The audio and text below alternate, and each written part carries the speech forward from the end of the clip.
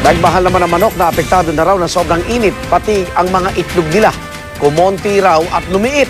Alamin kung bakit sa report ng saksing si Rida Reyes.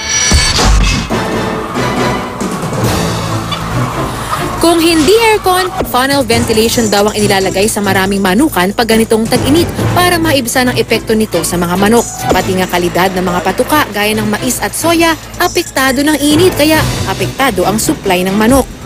Ando doon yung bilang ng manok Andun yung dami.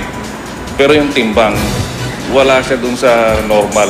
Mas magastos pero mas kaunti ang per kilo ng manok kaya sa manukan pa lang, 10 piso na ang iminahal nito kada kilo kumpara sa presyo nito 3 linggo pa lang ang nakararaan. Pareho rin ang itinaas ng presyo pero syempre mas mahal na ang manok sa mga palengke tulad ng sa Kamuning Public Market sa Quezon City na 140 na ang presyo kada kilo.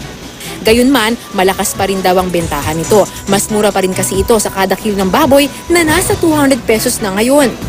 Masarap po ang manok kaysa baboy po. Wala pong mahal ng baboy, alternative yung manok. Yun na muna. Mas mababa ng konti kaysa sa baboy. Kaya lumilipat talaga sila sa manok. At kahit patagpista, malabo raw na magkaubusan sa supply ng manok. Meron tayong mga importation na dumarating. So, from US, Canada, Australia. So, hindi naman magkakaroon ng talagang extreme shortage. Pati mga itlog ng manok, damay rin sa tag-init at kapansin-pansing mas lumiit at kumaunti raw. Ako si Rida Reyes, ang inyong saksi.